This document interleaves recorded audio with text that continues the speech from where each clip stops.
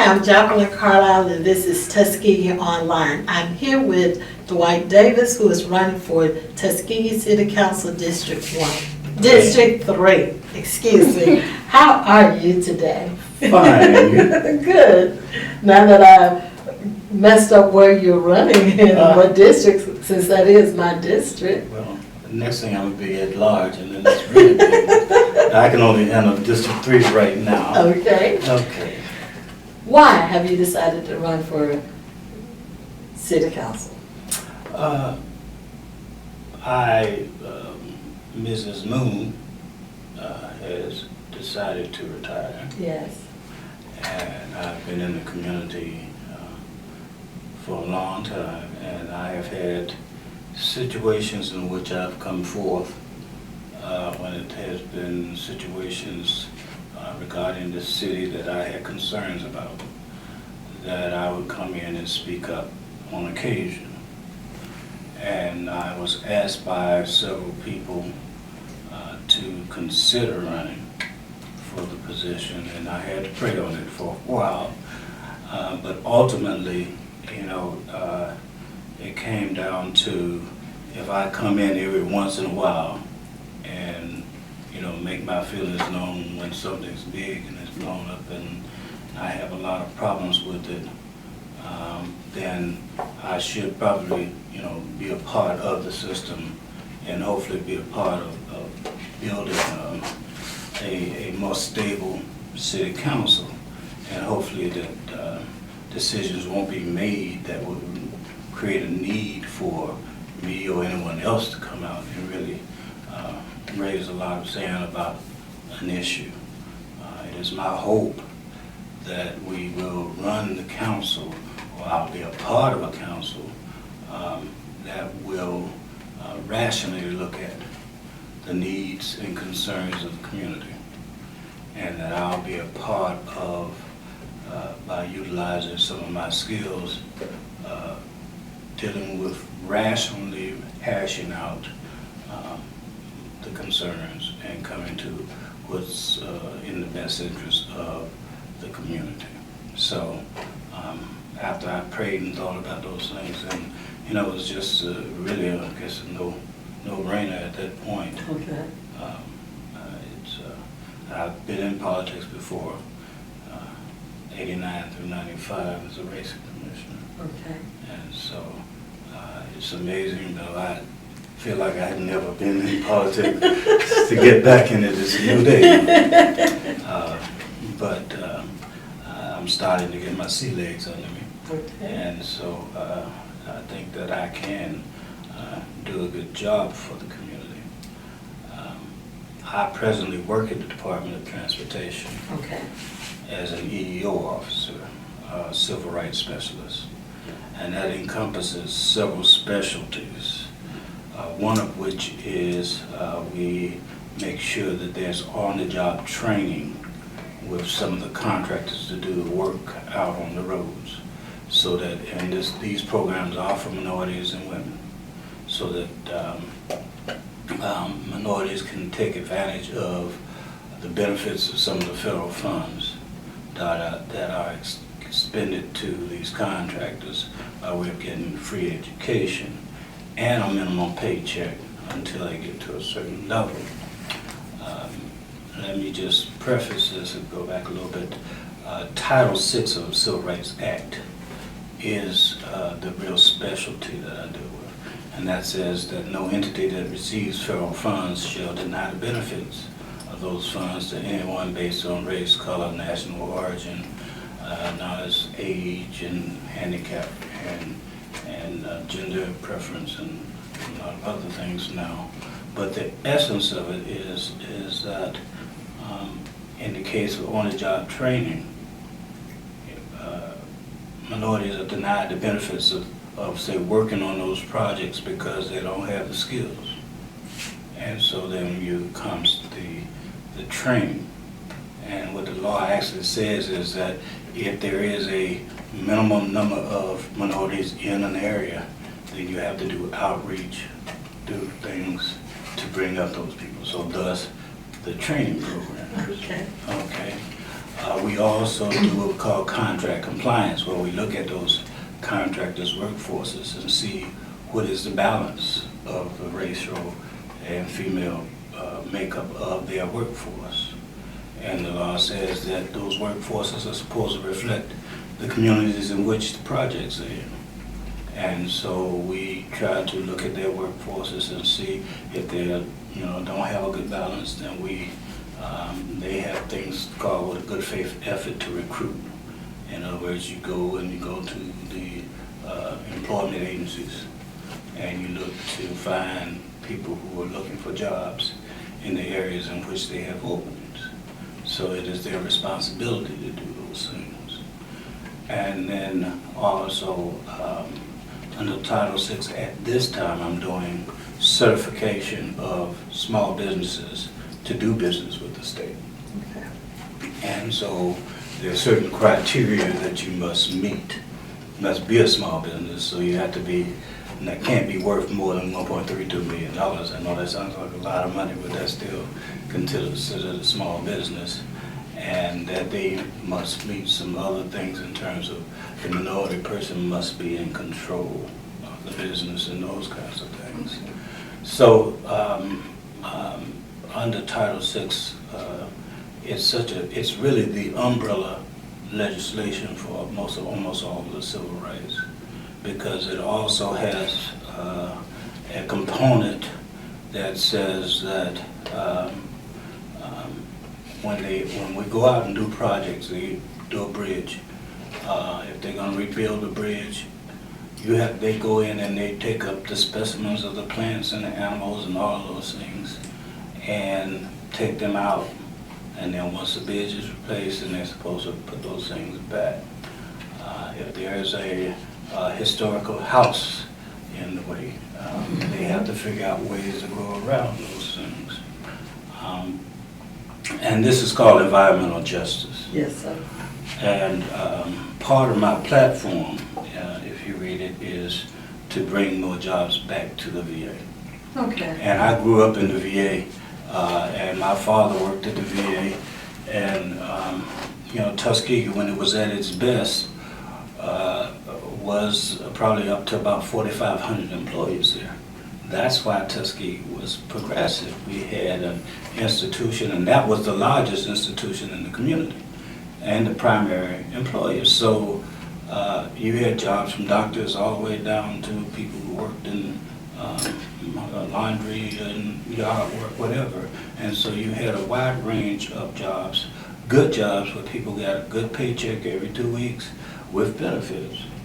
Those jobs have been siphoned away over the last, actually started in the 80s when I was working here as chief of medical media, under the guise of downsizing of the VA. And I couldn't do anything about that until I saw them build a facility in Montgomery, the new facility in Montgomery. And at that time, I realized that under Title VI, and it's called environmental justice, it says you can't take jobs from a minority, low-income community and move it to a more affluent white community. Huh. Okay, and the General Services Administration had a responsibility to do what they call an environmental impact statement, which they would have studied to see how the loss of jobs would have impacted this community. And if it showed that it was negatively impacting this community, then they were not supposed to move. And with that, we're going to take a break, and we're going to come back with Mr. Davis so he can continue to talk about the job lost at the VA and how he's going to bring jobs back. I'm Jacqueline Carlisle, and this is Tuskegee Online. Hi, I'm Jacqueline Carlisle, and we're back on Tuskegee Online with Mr. Davis, who's running for Tuskegee City Council District 3. Now, you left off talking about the VA and the jobs that was lost when they downsized it, and that's why you filed the lawsuit. As a city council member and your platform, you're discussing bringing jobs back. How would you do that and why? Okay, first let me say I did that without being a public official. Yes, sir. And so that should tell you that I love this community. And I filed that complaint in 2014. It was my New Year's resolution, and I haven't stopped since then. I've appealed to the Department of Justice, the Undersecretary of Health, to Inspector General. The fact is that when we get a positive decision, because under the complaint it's called desperate treatment, that requires reparations to the community. And my first request is to bring the Tuskegee facility back up to the level in which it was in terms of full medical services for the veterans. The veterans were not having a problem in the central Alabama with their health care until they started moving the jobs to Montgomery and downsizing this facility. And so it would take care of two of our major problems in this area: the veterans' health care and the jobs for Tuskegee. Okay. Okay, and I don't want to confuse the veterans' care with the jobs because they're two separate issues under Title VI. Because of the fact that this is a minority community, those jobs are supposed to be here because they're not supposed to take them back. And so everyone's talking about what can we do for Tuskegee. Well, we have to have the jobs. And everybody seems to be overlooking the VA, which was the foundation of the community years and years ago. Those jobs are ours, and they should not be taken away. And so I will be pushing to get that completed. And then from there, we will be working toward bringing in other businesses. For instance, the government, federal government, can give additional tax breaks to manufacturers who will locate here. There can be additional tax breaks for people who work here and decide to live here. Okay. Okay, because what we want to do is repopulate the community. So this has got to be a comprehensive thing. I'm aware you can bring the jobs here, but people still might want to live in Montgomery and Auburn, wherever.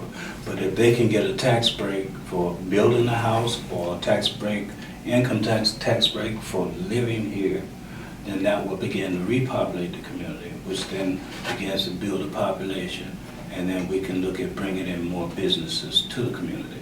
At this point, when we look at losing 4,000 jobs, 4,000 people over the last 10 years, you can't expect a franchise to come into a community in which they're losing people. They're looking for where their business is going to grow.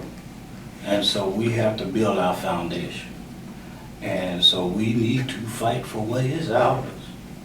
And that facility is ours. Not just under Title VI, but there is a National Historic Act.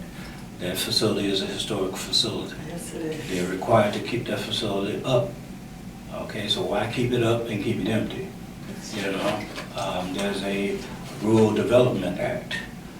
It also says that if your federal funds are going to be expended for a building or agency, then you are supposed to choose a rural area first. And Tuskegee's name is actually in that law. Okay, and so we have those three laws that we're using as a foundation of our complaint and to bring those jobs back. And I will be eliciting the support of the community to become more active in this. What I've done over the last, since 2014, is to do all the administrative work. It's very technical and it's very hard. I found it very early, it was hard for me to explain to people, you know, what environmental investigation is, Okay. and what, Yeah. you know, all of those steps that they were supposed to go through. I know them, so I could write those things down. And then I felt like it made no sense for me to get people in an uproar to fight about something. That was. And we were not in a position to say, we're ready.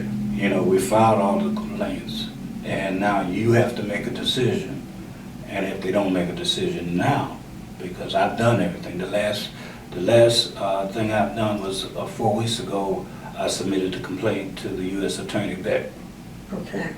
Asked him to make sure that this complaint is answered. And again, they don't want to answer the complaint because they know that they have the decision makers have made a decision that adversely impacted this community, and they have a responsibility to rebuild this community. Just as when you go to Afghanistan and we blow up Afghanistan, they rebuild Afghanistan. If we can rebuild Afghanistan because the decision makers tore it up, then they can rebuild our community because decision makers have torn it up. Okay. And so that is what I'll be doing. Now, we're going to discuss Tuskegee and rebuilding. You know that there was a lawsuit that was filed against the city of Tuskegee and the utility board. Mm-hmm. And from that, the city does not have the revenue that it once had. What would be your idea, and I'm sure you read in the Tuskegee News, where they're asking for a furlough or pay reduction or reduction of employees so that they can come back that loss of revenue. What is your feeling about it? Well, first of all, I didn't read that was the decision of the city council. No, it's not the city council, it's a recommendation. It was a possible, and in my understanding, based on what I read, it was a discussion with the city manager. I don't feel like I'm in a position to give you anything on in terms of that, because I don't know the specifics of that situation. I would be out of my place to start to tell the president of city council what they ought or ought not do about this situation, and I don't know and have enough information to make a rational decision. Yes, sir. And I think that's what a lot of times creates confusion, is that you have people that don't have enough knowledge about a situation that begins to tell people what should be done or what might happen. I think that we should always collect all our information. I think that the council should always get together and make a decision and come out as a body rather than coming out as individuals and creating confusion. So I don't want to start now. Smart decision, smart answer.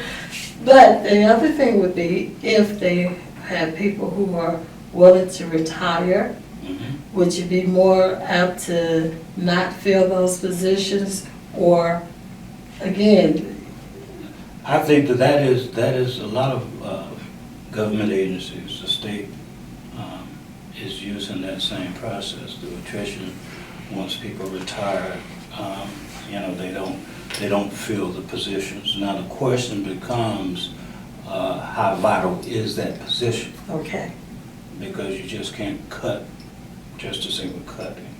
There's some very essential things that the community must have, and there's some essential people we must have. We still are a community, and we're going to have our basic needs taken care of as best we can with what we have. And so I think that each time an availability comes open, then that's going to have to be evaluated in terms of how important it is to keep it, or whether those duties can be shared with someone else or some other individuals. I have a problem sometimes with everybody, someone just saying, well, okay, Joe will be able to take that, and Joe's already doing another job too. And so, or Susan, I don't want to be sexist, but that they won't, just saying, okay, I'm just doing this on you, and okay, in my mind, you may have to bring together teams of people. okay, There are times when you may be able to deal with things, a project that you have to take care of this week, then you can get several people to work on it together on that, and then to share those responsibilities instead of dropping all of that weight on one person. So we'll have to look at that in terms of cross-training, and making sure those people can work together on things like that. We have just a few more minutes before we have to end this session. What would you like to tell the people? Is there any last minute things that you would like to say to the citizens of Tuskegee? Okay, one of the things that I didn't say is my first responsibility is to the citizens of District 3. I have looked at our community as I've put my signs out and kind of roll through, and I've seen some needs. And I wanted to make sure that I know that I don't see everything. And the people that live in your neighborhoods, you see, you know what your needs are. I will be available for you to call me. I plan to have meetings on a regular basis. I don't know how often at this time, but in an effort to make sure that I'm aware of our needs, and that I not only am aware of them, that I get an answer and bring them back to the community. Not necessarily just back to you. I want to have these meetings so everybody will know that I'm being productive. I'm going to find out and bring it back to the whole body, because what's your problem may be another neighbor's problem. And so they will, you don't need to just get back with one person. The other part is to make sure that I work with the city council and the mayor in terms of sharing my knowledge that I have in working with the state, small businesses, how to work together and deal with conflicts and conflict resolution. I am a visionary, and so I have a lot of ideas, so I can bring these things to the table, and in hopes that we spur other ideas, because I don't have them all. But I'm looking for us to get a really calm, rational group of individuals who will sit down, share ideas. Nobody has it all. And as Obama says, one thing about politics is that you have to compromise. You can't get everything you want, and neither can the other people. And I think that the thing we have to do for this community is the great compromise has to be what's in the best interest of the citizens of Tuskegee. Yes, yes. All right, that was Mr. Davis, and I'm Jacqueline Carlisle with Tuskegee Online. Thank you so very much. Thank you.